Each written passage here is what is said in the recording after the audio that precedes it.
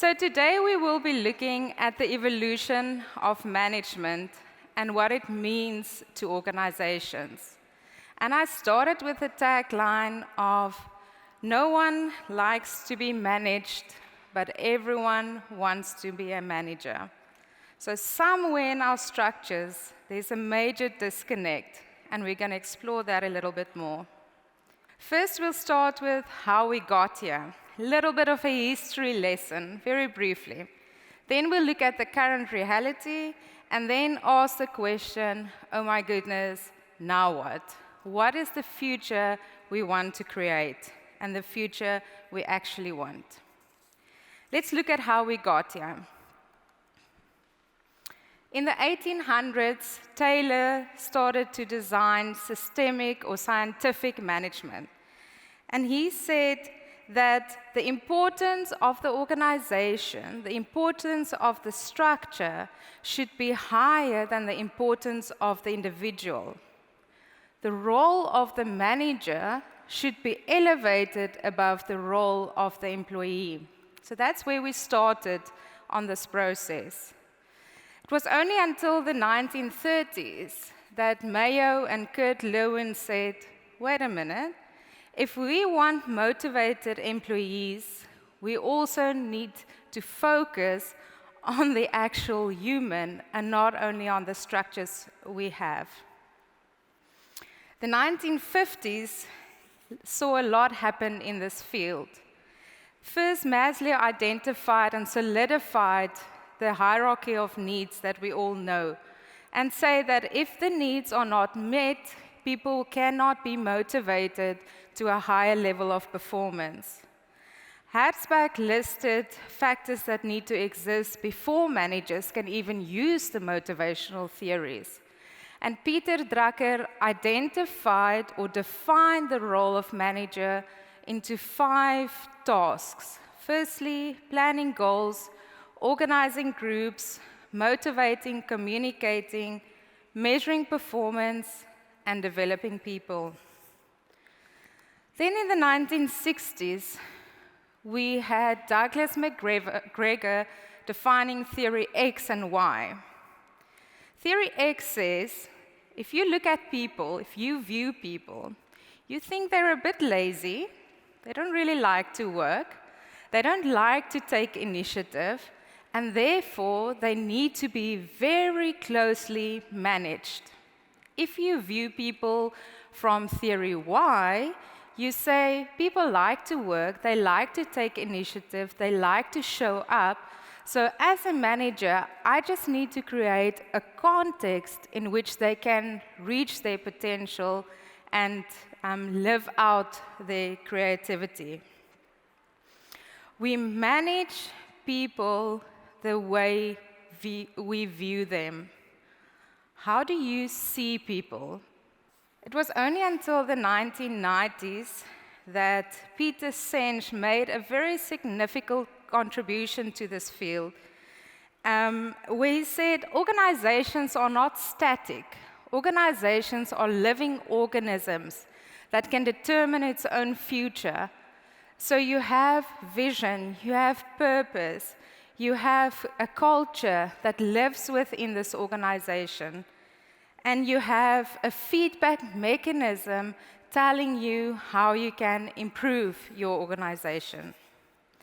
In the mid-1990s, ethics became a hot topic within organizations and within management. And this was very much the first time that we really saw employees being valued a little bit more than the structures, the processes. Words like initiative, leadership, influence started to feature more and more within job adverts looking for managers and job descriptions of managers. And then Daniel Pink gave us the drive theory in 2009 that said extrinsic motivators, so punishment and rewards, are not our biggest motivators. Extrinsic factors are not our biggest motivators, but rather intrinsic factors help people or make people want to perform better, want to contribute more. And those are autonomy, mastery, purpose. So building on the motivational theories that Maslow gave us. That brings us to the now, where similar to the 1990s, the role of manager is changing and has changed tremendously because the environment in which they find themselves are so, the VUCA, right? Volatile, uncertain, and ever-changing. But before we go on to the why, I want you to look at that graph. Can you plot yourself, your organization, and your managers? How are you viewing people?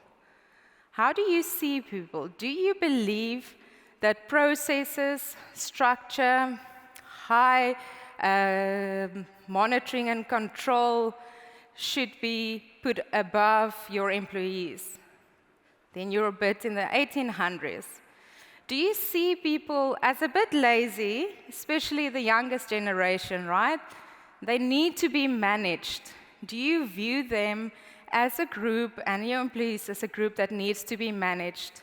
Then you're a bit where we were in the 1960s with Theory X. Or do you see them as a living, growing organism that you have control over and can influence? And then we move more towards the more recent development in this field. Think about that for a second. Where do you plot yourself, your organization, and your managers on this evolutionary graph? A recent Gallup survey found that of all employees, managers are struggling the most with a hybrid world of work. And why is that? Mainly because they feel a disconnect from the culture, the leadership, what they should implement, and also a lack of support. Because naturally, in an office, they would be able to ask and rely on colleagues for some input and help and advice. The expectation of the current workforce has changed tremendously, and there is a common understanding that as a group, as a collective, we do not only blindly follow authority. It is not the best for the collective. Instead, we should challenge, we should contribute, we should debate. How is that impacting managers that prefer a demand on control environment? Let's look at some further examples. So, first one. The culture we find ourselves in is one very much focused on self-worth, self-care. You don't have to go very deep in your research to find that that is the messaging being sent out on different platforms. So the belief is for employees, especially young employees, that I bring something unique and something important to the table. And I want my organization, my manager, to almost nurture that and to give me a space where I'm allowed to freely use my voice, and then also a space where I can grow and develop to reach my potential. Very much focused on the me and not the organization, like maybe previous generations would have done. How do we do performance management if that is the people that we're supposed to be managing? Our organizations so strongly rely on graphs and stats and bell curves and 9-box matrices. How do we individually manage performance if we try to move away from where you are in the collective to where you are as an individual and you need to go to? The second point is the breakdown of trust. The messaging across the world is you should not trust science, you should not trust politicians, you should not trust religious leaders. Think for yourself. That naturally means that there's a breakdown in trust within our organizations. So if we can't trust our organizations and our leaders, where does that leave the organization? And here's an interesting stat. The Harvard Business Review did a survey, And they found that the frequency with which CEOs talks about fairness, diversity, and inclusion has increased 658%. 658% since 2018. Fairness, equality has never been such a relevant topic as what it is today. And those factors impact whether we trust our organizations, whether we think that they are fair in how things are done. As managers, we cannot avoid listening and paying attention to these aspects that's influencing whether we are trusted by our employees or not. If we do not have trust, we will not have psychological safety, which means our performance will be lower than what it can be, and people will leave. Another big shift that happened over the last years is the bring your whole self to work. Don't just show up with your head and what you know and what you can do, but everything who you are, bring that to work. Humans are incredibly complex. If we are requiring managers to not only deal with performance, deal with outputs, but also to navigate the complexity of physical, mental, financial, psychological well-being of employees, do we have the right managers in those roles? Are they equipped? Are they even willing and able to be the role of manager if we tell people, bring your whole self to the workplace? Another very interesting stat was a Gartner survey of 2020 that found, they interviewed CEOs and executive managers. 64% of managers and executives still think that employees in the office are higher performers than remote workers. 76% believed that those employees that are in the office have a higher chance of being promoted than the ones working from home. Again, think about what this means. As organizations, we go out and we say, we are open to hybrid work, we are flexible, we embrace workplace, different spaces that you can work from. But the very people who would have the biggest influence on our career progressions are the ones who see this differently. And it comes from a very deeply rooted bias, almost, as to, I know you're working because I see you working. How are we addressing this within our organizations? No one likes to be managed. No one likes to be managed. No one likes to be micromanaged.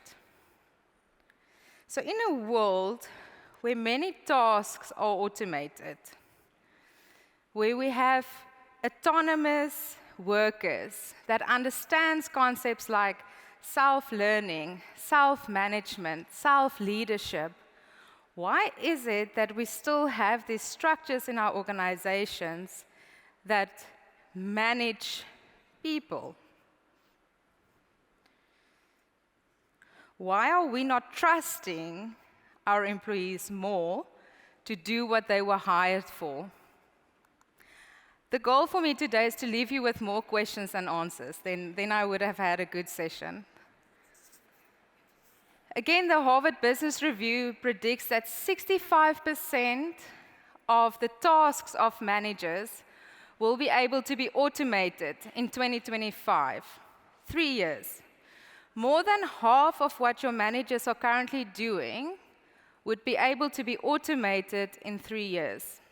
That means managers will have more time, or you will have too many managers and not enough work for them.